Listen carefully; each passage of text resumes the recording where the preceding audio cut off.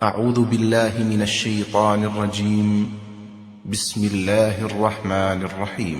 سونا نکلا، کسی کے پاس چاندی نکلی، کسی کے پاس درہم نکلے، کسی کے پاس دینار نکلے۔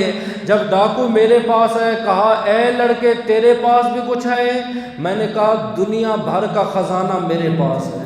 اس نے کہا ذرا دکھاؤ تو صحیح۔ ڈاکو نے تھیلی لی، بڑے سردار کو دے دی۔ اس نے کہا اس میں کیا ہے؟ کہا وہ جو سامنے لڑکا کھڑا ہے وہ کہتا ہے دنیا بھر کا خزانہ اس میں موجود ہے۔ جب ڈاکو نے کھول کے دیکھا اس میں چند اوراق تھے اور حضور کی حدیثیں لکھی۔ ڈاکو نے امام غزالی کو بلایا، پوچھا بیٹا یہ کیا ہے؟ آپ نے کہا حضرت یہ دنیا بھر کا خزانہ ہے، جو کچھ میں نے پڑھا ہے، جو کچھ میں نے یاد کیا میں نے اس دستے کے اندر لکھ دیا۔ تو ڈاکو ہنس کے کہنے لگا میں نے سنا تھا علم چوری نہیں ہوتا، میں نے تو تیرا علم چوری کر لیا ہے۔ تھا ڈاکو یہ نہ سوچے بات کیا ہے، آپ یہ نہ دیکھے ڈاکو ہے بدماش ہے، یہ سوچے بات کتنی اچھی کر رہا ہے۔ حضرت عیسیٰ علیہ السلام یا موسیٰ علیہ السلام گزرے نا، دیکھا ایک گدھا مرا ہوا تھا تو لوگوں نے بو کی وجہ سے ناک پہ ہاتھ رکھ لیا۔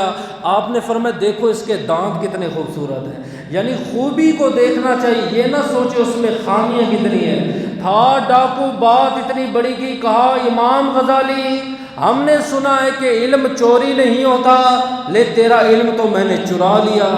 آپ فرماتے میری آنکھوں سے آنسو نکلے۔ جب اس نے میرے آنسو دیکھے مجھے دستہ واپس کیا اور کہا بیٹا یہ علم نہیں ہے، یہ جب گم گیا یا یہ تم سے کسی نے چوری کر لیا تو سارا کچھ بھول جائے گا، تو ان کاغذوں کا محتاج ہے، تیرے پاس اپنا علم تو نہیں۔ آپ فرماتے ہیں کئی ہزار حدیثیں لکھی ہوئی تھی، میں اسی جنگل میں بیٹھ گیا اور 2.5 سال کے اندر وہ ساری کی ساری حدیثیں میں نے دوبارہ زبانی یاد۔ اور دوسری روایت میں آتا ہے، آپ کہتے ہیں کہ غزالی اس لیے کہتے ہیں کہ غزالہ گاؤں کے تھے، کہتے ہیں کہ میں مدرسے سے نکلا، میں نے کہا کوئی بڑے استاد یہاں پہ ہیں؟ کہا غزالہ کے اندر ایک بہت بڑے فقیر رہتے ہیں اور آپ ان کے پاس چلے جائیں انشاءاللہ اللہ کرم فرما دے گا۔ تو کسی نے بادشاہ کو بتایا بیٹا آپ کا جوان ہو گیا ہے، آپ اپنے بیٹے کو دین کا تعلیم نہیں دیں گے؟ کہا اس کے لیے اچھے استاد کا بندوبست کرو۔ تو وزیروں نے کہا حضرت یہ غزالہ کے اندر بہت بڑا فقیر رہتا ہے اور اس کے پاس سواری بھی نہیں، مال بھی نہیں، اگر آپ اسے سواری اور مال دے دیں تو وہ آپ کے بیٹے کو ضرور دین کی راہ پہ لے آئے گا۔ بادشاہ نے اس استاد کو دربار پہ بلایا، ایک عربی گھوڑا بھی دیا، اعلیٰ قسم کا مال بھی عطا کیا۔ کہا تیری ڈیوٹی یہ ہے کہ اپنے شہر کو چھوڑ کر صبح میرے شہر میں آ کر میرے بیٹے کو دین کی تعلیم دینی ہے۔ امام غزالی کہتے ہیں جب میں اس فقیر کے پاس گیا میں نے کہا حضرت میں آپ سے پڑھنا چاہتا ہوں۔ آگے سے اس عالم نے کہا بیٹا میں نے تو بادشاہ سے تنخواہ لیتا ہوں، یہ گھوڑا بھی اس نے دیا ہے اور اس نے شرط لگائی ہے کہ آپ نے میرے صاحبزادے کو دین کی تعلیم دینی ہے، مال بادشاہ سے لے کر میں تجھے نہیں پڑھا سکتا۔ آپ فرماتے ہیں میں اس استاد کے قدموں میں گر پڑا۔ آج جمعہ ہوتا ہے نا، لوگ اپنی مرضی سے آتے ہیں، حالانکہ جمعہ وہ ہے، دین یہ ہے کہ امام غزالی سے پوچھے دین کی قدر کیا ہے۔ آپ فرماتے اس شیخ کے قدموں میں گر گیا، میں نے کہا کہ اللہ آپ کو دونوں جہانوں میں عزت عطا فرمائے، اپنے قیمتی وقت میں سے تھوڑا سا وقت مجھے دے دے۔ کہا بیٹا صبح نکلتا ہوں واپس آتا ہوں رات ہو جاتی ہے، پھر مطالعہ کر کے سو جاتا ہوں، میرے پاس ٹائم نہیں۔ میں نے امام غزالی کہتے ہیں میں نے اس سے سوال کیا، بڑا دلچسپ سوال ہے، میں نے کہا حضرت یہ بتائیں گھوڑے کو تیز دوڑاتے ہیں یا درمیانی رفتار میں یا آہستہ رفتار میں؟ کہا میں درمیانی رفتار میں دوڑاتا ہوں۔ کہا جب آپ گھوڑا دوڑاتے ہیں اس وقت کچھ پڑھتے ہیں؟ کہا نہیں۔ فرمایا ٹھیک ہے حضرت اگر اجازت دیں آپ گھوڑا دوڑاتے رہنا، میں پیچھے دوڑ دوڑ کر نبی کی حدیث پڑھتا ہوں۔ ایسے بنے امام غزالی۔ کہتے ہیں استاد راضی ہو گیا اور استاد نے گھوڑا دوڑایا۔ امام غزالی کی عمر ہے 13 سال اور بغل میں بستہ بھی ہے، ہاتھ میں قلم بھی ہے، دوسرے ہاتھ میں کاغذ بھی ہے۔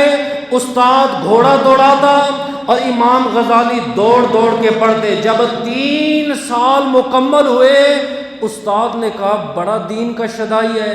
کہا اب ایسے ہے بیٹا، جب میں واپس جاؤں گا تب بھی آپ نے ایسا پڑھنا ہے. 6 سال گھوڑے کے پیچھے دوڑ کر پڑھتے رہے. اللہ نے آپ کی اس محنت کو قبول فرماتے ہوئے وقت کا امام غزالی بنا دیا. 6 سال گھوڑے کے پیچھے دوڑ کر پڑھنے والا علم ایسے نہیں ملتا. پہلے علماء دیکھیں، آپ دال کھاتے تھے، لنگر نہیں ملتا، لوگوں سے، محلے والوں سے مانگ کے کھاتے. اور میں نے وہ طالب علم بھی دیکھے جنہیں کھانا دینے کے لیے کوئی موجود نہ ہوتا، بالٹی اٹھا کے نا رات کو بھیک مانگتے. کسی نے سالن دے دیا، کسی نے گوشت دے دیا، کسی نے ٹکڑے دے دیے، وہ سارا جمع کر کے کھاتے اور وقت کے بڑے بڑے عالم بن جاتے.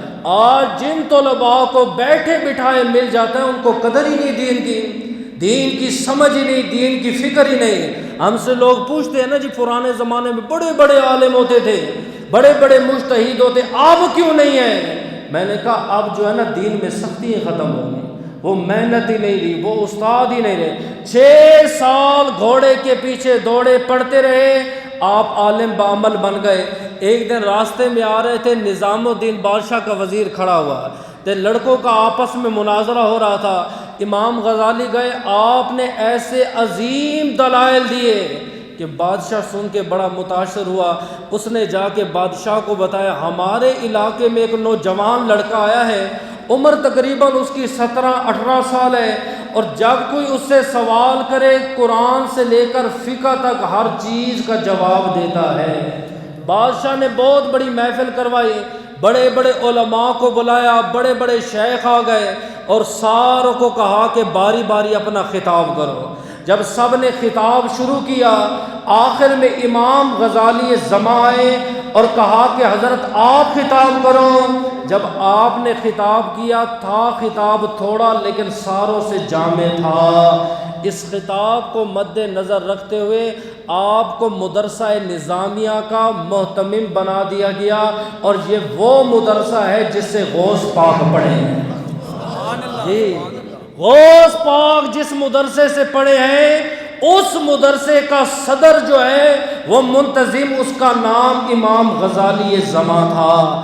آپ نے جب اپنے مدرسے میں درس شروع کیا، 400 علماء کرام آپ کے درس میں ہوتے، 300 سے زائد طلباء کرام ہوتے، اور 600 سے زائد اولیاء کرام پہلی صف میں بیٹھ کر آپ کا درس سنتے. عام بندوں کو واعظ کرنا اور ہے، علماء کی مجلس میں بیٹھ کر، طلباء کی مجلس میں بیٹھ کر واعظ و نصیحت کرنا اور ہے. کئی سال یہ سلسلہ جاری رہا. پھر آپ نے ارادہ کیا کہ میں اس مدرسے کو چھوڑ کر دوسرے شہر کی طرف جانا چاہتا ہوں. نظام الدین نے کہا بیٹا وجہ کیا ہے؟ آپ نے فرمایا میری اتنی شہرت ہو گئی ہے کہ آج کل ہم جب دلیل دیتے نا، ہم کہتے یار یہ مسئلہ قرآن کی آیت میں ہے، یہ نبی کی حدیث ہے، یہ امام بخاری نے لکھا، یہ امام مسلم نے لکھا. تو جامعہ نظامیہ میں آپ کا ایسا مقام اور مرتبہ بنا کہ وہ یہ نہیں کہتے یہ قرآن کی آیت ہے نبی، وہ کہتے امام غزالی نے کہا ہے. امام غزالی کو حجت بنا لیا. جو بھی کسی کو حوالہ دیتا وہ کہتا امام غزالی نے لکھا ہے، امام غزالی نے یہ فرمایا ہے.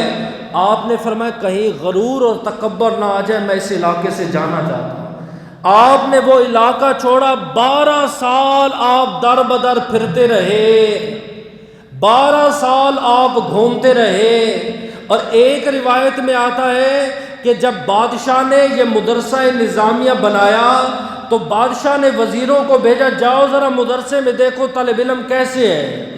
تو وزیر جب آئے، ایک حافظ بیٹھا ہوا تھا قرآن پڑھ رہا تھا. فرمایا بیٹا حافظ کیوں بننا ہے؟ کہا حافظ اس لیے بنوں گا تراویح پڑھوں گا لوگ خدمت کریں گے. دوسرے کے پاس گیا، ہاں بھائی تو عالم کیوں بنے گا؟ کہا خطاب کروں گا، تقریریں کروں گا، لوگ مجھے پیسے دیں گے. جیسے آج کل لوگ 30,000 روپے فی گھنٹہ. زانیہ طائفہ کے پاس جائیں، وہ بھی کہتی آدھے گھنٹے کا اتنا لوں گا.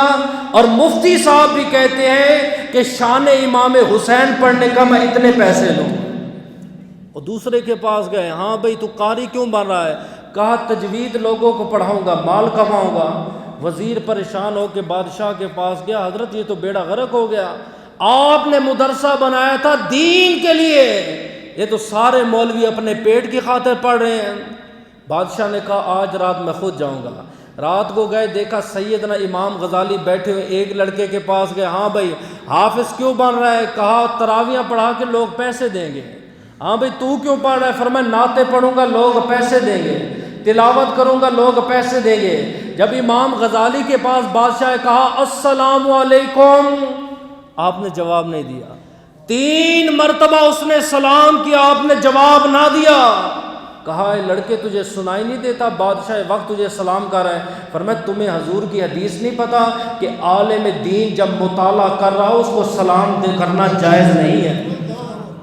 بادشاہ حیران ہو گیا، پھر قریب آیا، کہا لڑکے دین کیوں پڑھ رہے ہو؟ عالم بنو گے، قاری بنو گے؟ فرمایا حافظ بھی بنوں گا، قاری بھی بنوں گا، عالم بھی بنوں گا۔ کہا پیسوں کے لیے؟ فرمایا نہیں، میں دین اس لیے سیکھ رہا ہوں کہ میرے نبی نے علماء کو دعا دی ہے، میں اس لیے دین پڑھ رہا ہوں، اور اسی وجہ سے یہ مدرسہ باقی بچا، اور اسی مدرسے سے بڑے بڑے غوث، بڑے بڑے علامہ، بڑے بڑے کتب جو ہے وہ تیار ہوئے۔ آپ فرماتے علاقے کو چھوڑ کر دوسرے علاقے میں جاتا، 1 مہینہ جس مسجد میں رہتا معمول یہ تھا اپنے ہاتھوں سے جھاڑو دیا تھا۔ سمجھے؟ یہ طریقہ اپنانا چاہیے، علماء کو بھی اپنانا چاہیے، عوام الناس کو بھی اس میں شرم نہیں ہے۔ یہ اپنا گھر تھوڑی، یہ خدا کا گھر ہے۔ ہمارے بزرگوں کا یہ طریقہ ہے، بلکہ حدیث میں اتنی وعید آئی ہے۔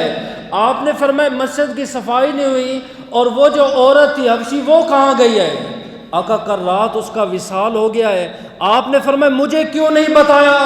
آقا آپ سو رہے تھے، ہم نے سوچا آپ کے آرام میں خلل نہ آئے۔ آپ نے فرمایا قبر کہاں ہے؟ رات کا وقت ہے۔ آقا فلاں جگہ ہے۔ میرے نبی اس کی قبر پہ گئے اور قبر پہ کھڑے ہو کر دعا کی۔ آقا اتنا پیار کیوں؟ آپ نے فرمایا خدا کے گھر میں جھاڑو دیا۔ یہ صفائی کرنا سب کا حق بنتا ہے۔ امام غزالی زماں جیسے ہو کر آپ کہتے 12 سال میں ایسے گھومتا رہا۔ اندازہ لگاؤ 450 ہجری میں ولادت ہوئی، 505 ہجری میں وصال ہوا، عمر بنتی ہے تقریباً 55 سال۔ 55 میں سے 10 سال آپ ان کے جو ہے نابالغ ہونے کے کاٹ لیں، اور 10-12 سال آپ یہ کاٹ لیں، کہتے 22 سال تو میری زندگی ایسے گزر گئی۔ پیچھے 33 سال ہیں، 33 سال میں کام کتنا کیا؟ آپ فرماتے ایک دن میں عشاء کی نماز پڑھ رہا تھا، عشاء کی نماز پڑھنے کے بعد میں نے یہ دعا کی، اے اللہ میں اس قابل نہیں، جملہ سمجھنا، اے اللہ میں اس قابل نہیں کہ میری آنکھیں نبی کا دیدار کروائیں، اے اللہ مجھے ان آنکھوں کا دیدار کروا جن آنکھوں نے میرے مصطفیٰ کو دیکھا۔ کیوں؟ حضور کی حدیث ہے لا تمسہ النار من رآنی او رآ من رآنی۔ آپ نے فرمایا اس آنکھ کو کبھی دوزخ کی آگ نہیں لگے گی جس آنکھ نے ان آنکھوں کو دیکھا جن آنکھوں نے میں محمد کا دیدار کیا۔ اس سے مراد پتہ ہے کون سی آنکھیں ہیں؟ اس سے مراد نبی کے صحابہ ہیں، سمجھے؟ کیونکہ صحابہ نے نبی کو دیکھا۔ اے اللہ مجھے ان آنکھوں کا دیدار کروا۔ لوگ آج صحابہ پہ تبصرے کرتے ایسے کیا تھا، فلاں نے ایسے کیا تھا۔ ارے نادان تجھے کیا معلوم نبی کے صحابہ کا مقام کیا ہے؟ امام غزالی حجت الاسلام ہونے کے باوجود دعا مانگ رہے ہیں، اے اللہ ان آنکھوں کا دیدار کروا جن آنکھوں نے میرے مدنی کے چہرے کا دیدار کیا ہے۔ اور دعا ایسے قبول ہوئی، سلام پھیرا، اندر ایک سانپ آ گیا، لاٹھی اٹھائی، سانپ کو مارا، نوافل پڑھنے لگے، دروازے پر دستک آ گئی، 2 غلام ہیں، فرمایا آپ امام غزالی ہو؟ کہاں؟ بادشاہ آپ کو بلا رہا ہے۔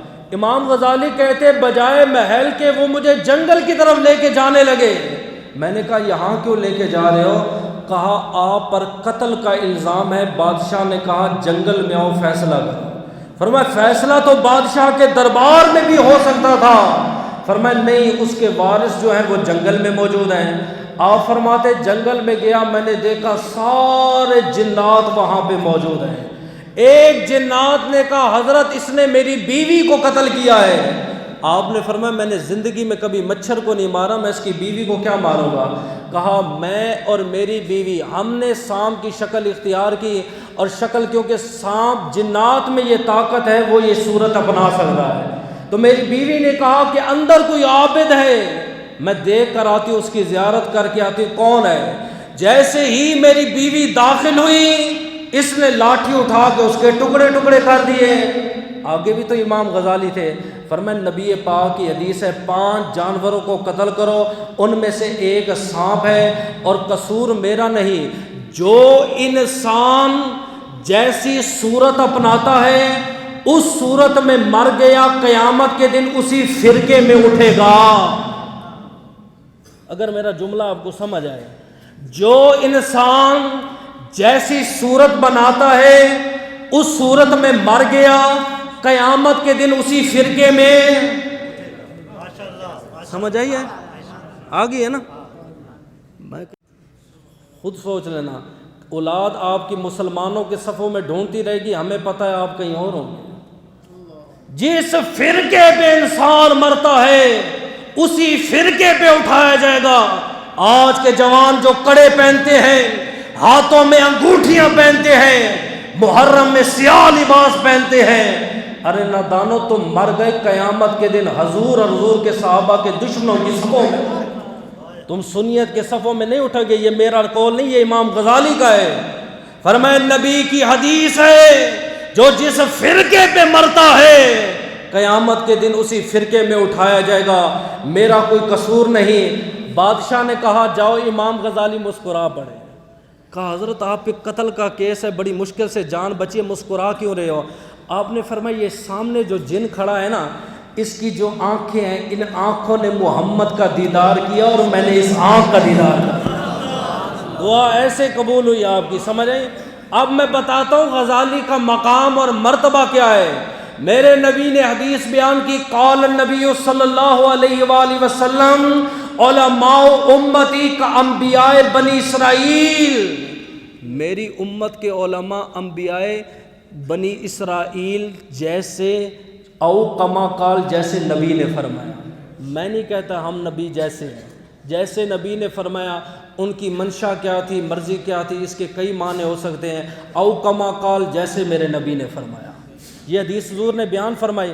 معراج کی رات ہے، میرے نبی گئے، 45 نمازیں معاف ہوئی، موسیٰ علیہ السلام نے کھڑا کر کے سوال کر دیا، آقا کریم نبی آپ نے یہ حدیث بیان کی ہے کہ آپ کی امت کے علماء بنی اسرائیل کے انبیاء کی طرح ہیں، او کما قال؟ فرمایا ہاں کی ہے۔ موسیٰ علیہ السلام نے کہا کہ اچھا ایسا ہے، اپنی امت کا کوئی عالم تو دکھائیں۔ حالانکہ یہ واقعہ معراج کا ہے، امت ابھی آئی نہیں، عالم آئے نہیں، صحابہ ہیں، اہل بیت اطہار ہیں، آپ اپنی امت کا کوئی عالم دکھائیں۔ میرے نبی نے دعا کی، اللہ میری امت میں جو سب سے بڑا عالم ہے اس کو کھڑا کر۔ اللہ پاک نے 7ویں آسمان پر امام غزالی کی روح کو کھڑا کر۔ آج مرزا علی انجینئر جیسے خبیث قسم کے لوگ انٹرنیٹ پر بیٹھ کر، موبائلوں پہ بیٹھ کر یہ تبصرے کرتے ہیں، غزالی نے یزید کے بارے میں یہ لکھا ہے، میں غزالی کو نہیں مانتا، غزالی نے یوں کہا ہے، ہمارے جوان بچے آج گمراہ ہو گئے ہیں۔ ارے نادانو، تم کس عالم کے بارے میں زبان کھو رہے ہو جس کی روح کو اللہ پاک نے 7ویں آسمان پہ کھڑا کیا ہے؟ کوئی ایڑی چوٹی کا زور دکھاؤ، مجھے قیامت تک ایسا عالم دکھا دو، ہم اپنی گردنیں کٹوانے کے لیے تیار ہیں۔ اور عالم کیسا؟ موسیٰ علیہ السلام نے کہا اے عالم تیرا نام کیا ہے؟ فرمایا محمد ابن محمد ابن محمد ابن احمد ابن، پڑھتے پڑھتے چلے گئے۔ کہا کیسے عالم ہو؟ ایک سوال کے ایک کا جواب دو، 3 کیوں کیے؟ فرمایا یہ آپ کی سنت ہے، آپ کی سنت ہے۔ کہا کیسے؟ فرمایا اللہ پاک نے فرمایا تھا ما تلک بیمینک یا موسیٰ، تیرے ہاتھ میں کیا ہے؟ تو نے کہا تھا عصا ہے، پتے جاڑتا ہوں۔ بکریوں کا 3 جواب تو نے بھی دو دیے، تیری سنت پہ عمل کر رہا ہوں۔ کہا امام غزالی میں نے اس لیے کہا تھا، اللہ مجھ سے کلام کر رہا تھا، میں خدا سے کلام کر رہا تھا۔ میں نے کہا کلام لمبا ہو جائے، بڑا مزہ آ رہا تھا۔ فرمایا میں نے بھی اس لیے 3 جواب دیے، آپ سے کلام کرنے میں مجھے بڑا مزہ آیا۔ فرمایا صدقت یا محمد، اے محمد آپ نے سچ کہا، علماء امتی کا انبیاء بنی اسرائیل، یہ آپ کی حدیث سچی ہے، آپ نے سچی بات فرمایا۔ پھر آپ کو شوق ہوا تصوف کا، یہ ایک نقطہ ذہن میں رکھ دینا۔ اب میں تھوڑا سا اوپر کی طرف جاؤں گا، آپ نے بھی اپنی سوچ کو اوپر کی طرف لے کے جانا ہے۔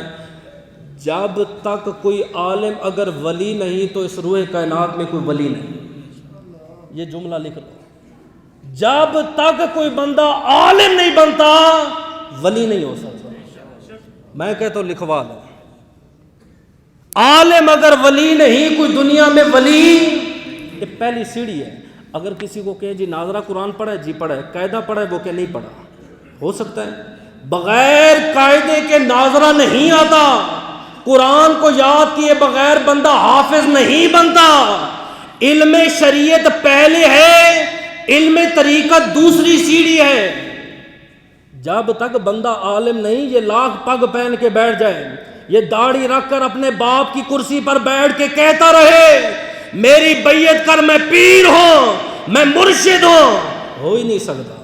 پہلا سٹیپ ہے، پہلی سیڑھی ہے، پہلے علم شریعت حاصل کر، اور علم شریعت اتنا سمندروں کے برابر علم ہو، پھر جا کے اللہ علم طریقت اور بڑے بڑوں کو پھر ایسے اللہ پھیرتا ہے، حیران رہے۔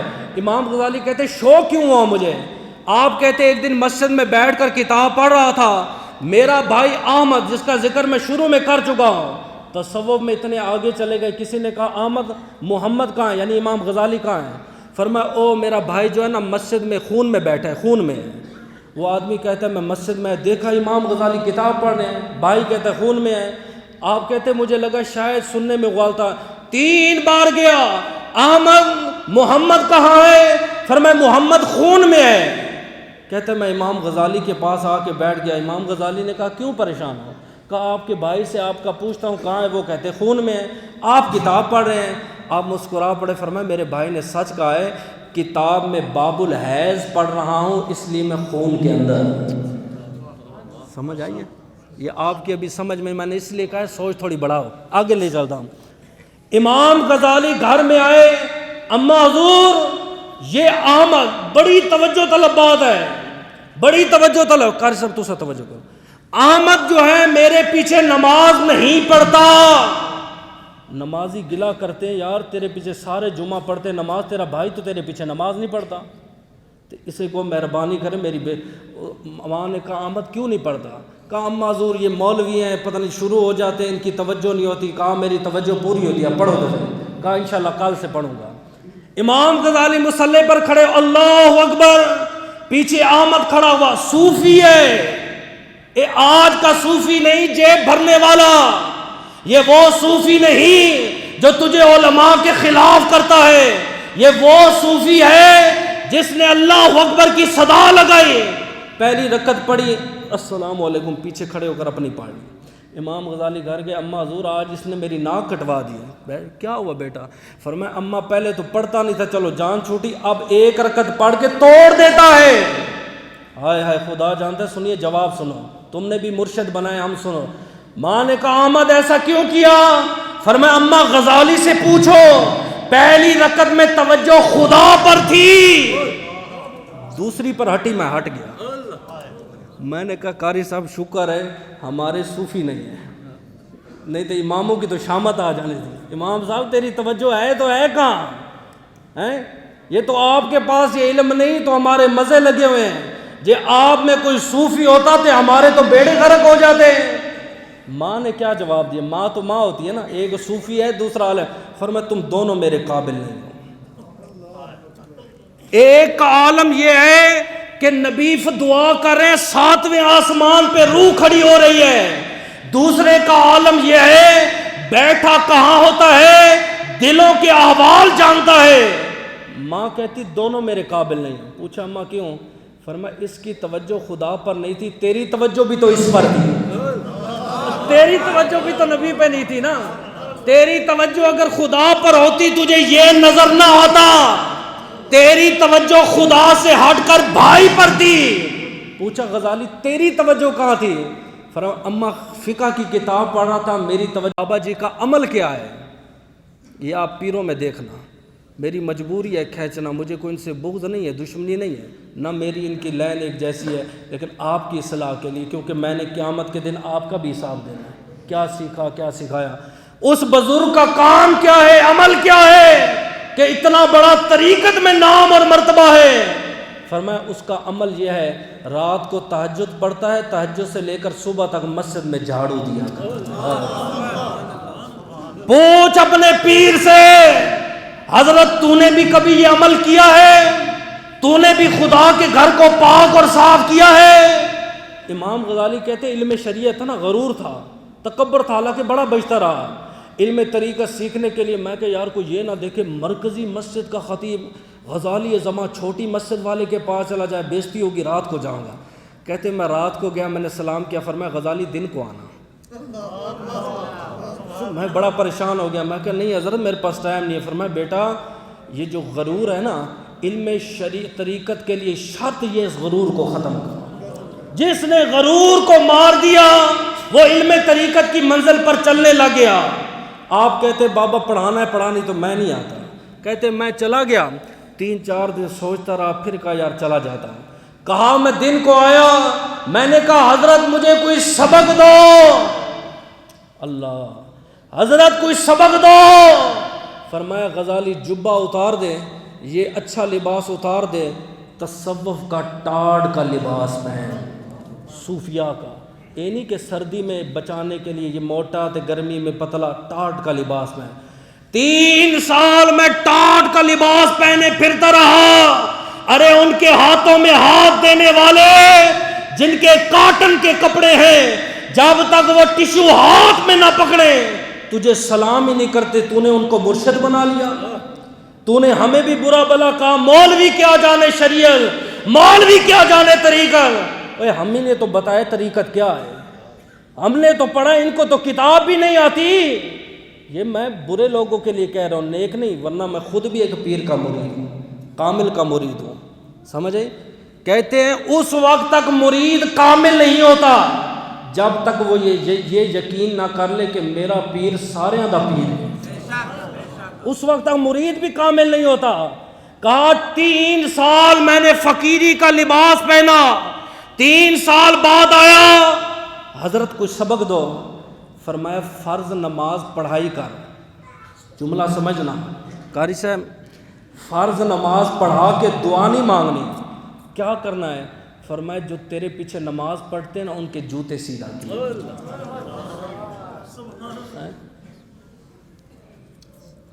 فرض نماز پڑھا کر کیا کیا کر؟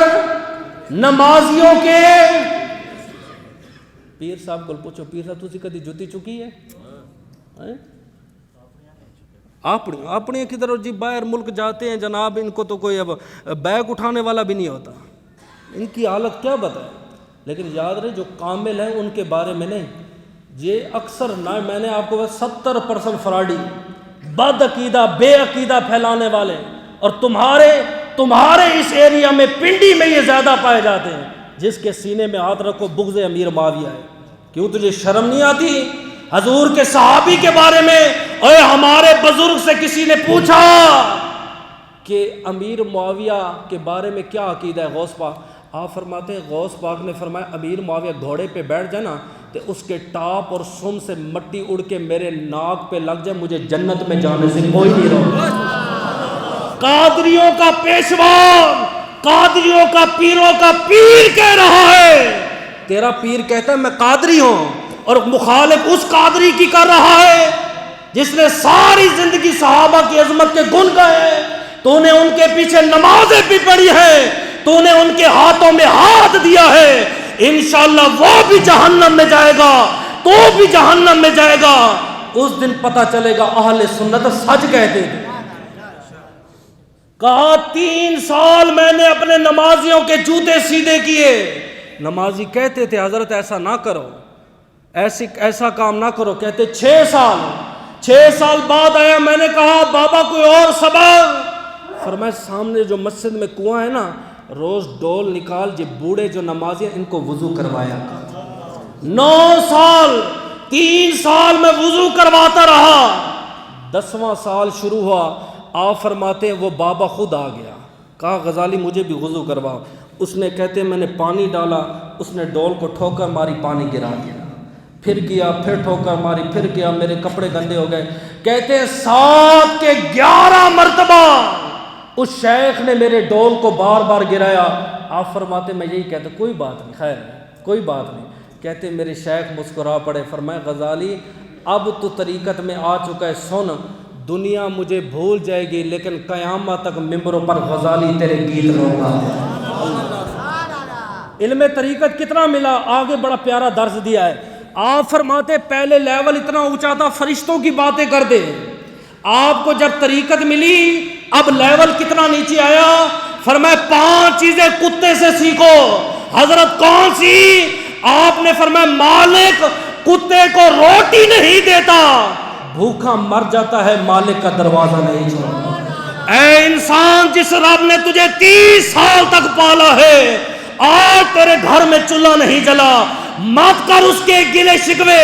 ارے ایک کتا ہے اسے مالک روٹی نہیں دیتا لیکن مالک کا دروازہ نہیں چھوڑتا. تو نے اس رب کا گھر چھوڑ دیا، دروازہ چھوڑ دیا. آپ نے فرمایا مالک کتے کی دوسری علامت جو انسان تو سیکھ. آپ نے فرمایا مالک مارتا ہے یہاں تک کہ ہڈیاں توڑ دیتا ہے لیکن مالک کو پلٹ کر کاٹتا نہیں ہے. فرمایا تجھے تیرا مالک اگر بیمار کر دے پھر بیماری کے بعد شفا دے گا، اس مالک کی گلے شکوے نہ کر. آپ نے فرمایا تیسرا سبق جو کتے سے سیکھو. آپ نے فرمایا کتا رات کو جاگ جاگ کے اپنے مالک کی چوکیداری کرتا ہے، تو بھی جاگ کے بندے کبھی اس کے لیے نماز تہجد پڑھ. آپ نے فرمایا کتے کی چوتھی عادت یہ ہے نہ دنیا میں اس کا کوئی گھر ہوتا ہے نہ محل ہوتا ہے، اور 5ویں عادت یہ ہے اس کے پاس کوئی مال نہیں، خالی ہاتھ آیا تھا خالی ہاتھ. فرمایا 3 مخلوقیں 3 قسم کی ہیں. ایک وہ جنہیں عقل بھی دی گئی لیکن شہوت نہیں دی، وہ فرشتے ہیں اس لیے ہم انہیں معصوم کہتے ہیں.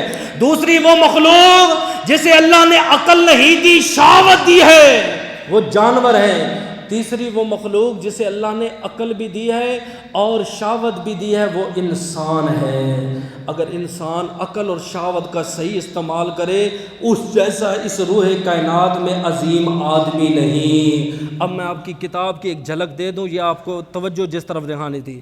سفر کا مہینہ تھا، میرے امام نے کتاب لکھی، کتاب کا نام ہے احیاء العلوم. آپ نے بعض کہتے 80 لکھی، بعض کہتے 36 لکھی ہے کتابیں، ٹھیک ہے. کیمیائے سعادت بھی ہے، ایو الولد بھی آپ کی کتاب ہے، اور بھی آپ کی مشکات الانوار بھی آپ کی کتاب ہے. بڑی عظیم عظیم آپ نے کتابیں لکھی، اور یہ جو احیاء العلوم ہے یہ آپ کی زندگی کا نچوڑ ہے.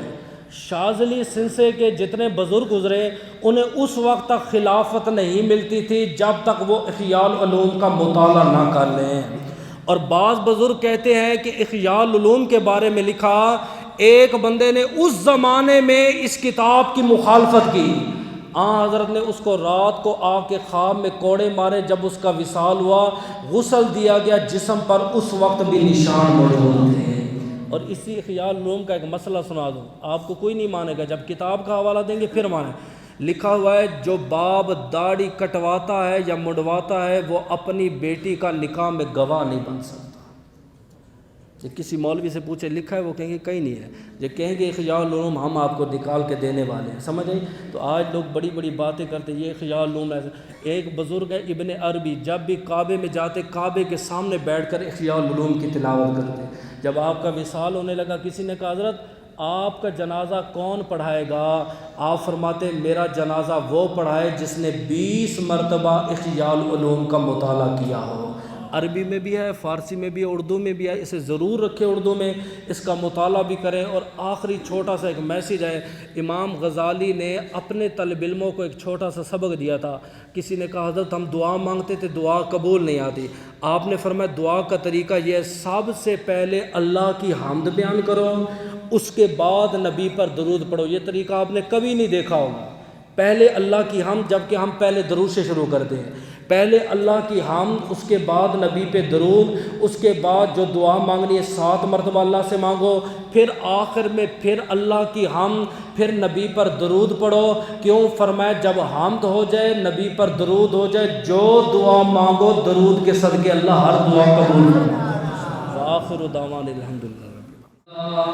الحمدللہ نحمده ونستعینه ونستغفره ونؤمن به ونتوکل علیہ ونعوذ باللہ من شرور انفسنا ومن سیئات اعمالنا من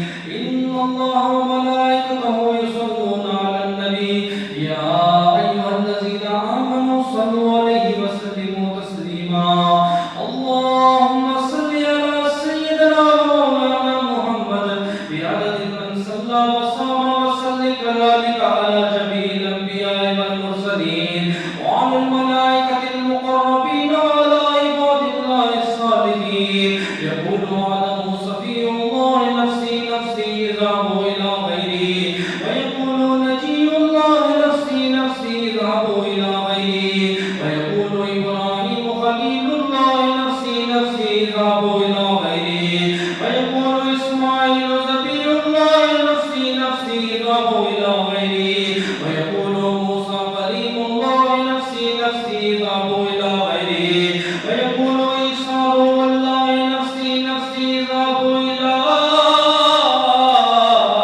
محمد فيقول محمدنا وشفيعنا وحبيبنا يا ربي أمتي أمتي أمتي اللهم اغفر لأمتي اللهم اغفر لأمتي الله في أصحابي لا تتخذهم من بعد هذا ومن أحب فبحبي أحبهم ومن أبغض فببغضي أبغضهم خير أمة قرني ثم الذين يلونهم ثم الذين يلونهم تعادلوا يا عباد الله رحمكم الله سبحان ربك رب العزة عما يصفون وسلام على المرسلين والحمد لله رب العالمين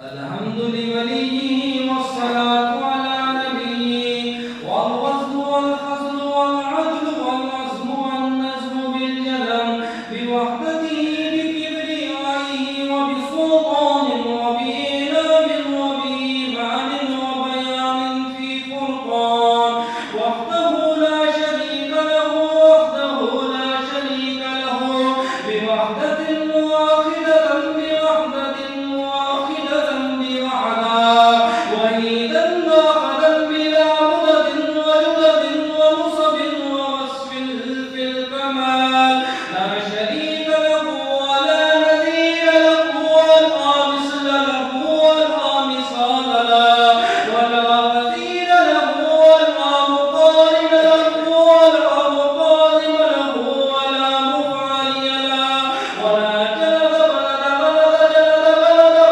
جلد بلد رسو جزء لا ولا جسم واسماء مقام بيت قسم لا ولا مثيل له ولا مقارن له ولا مقادم له ولا مفعل له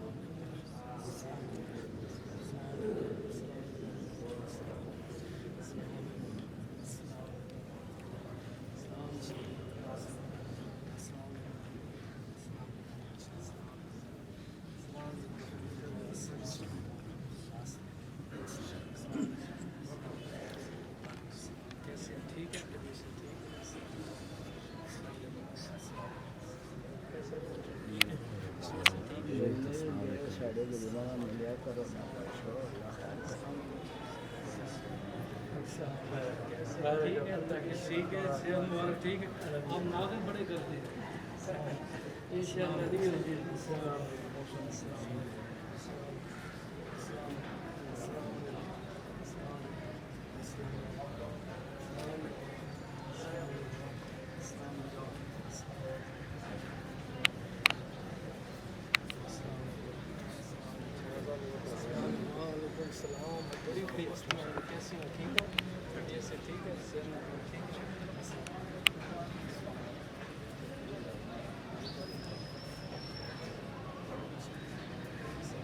کس نام سے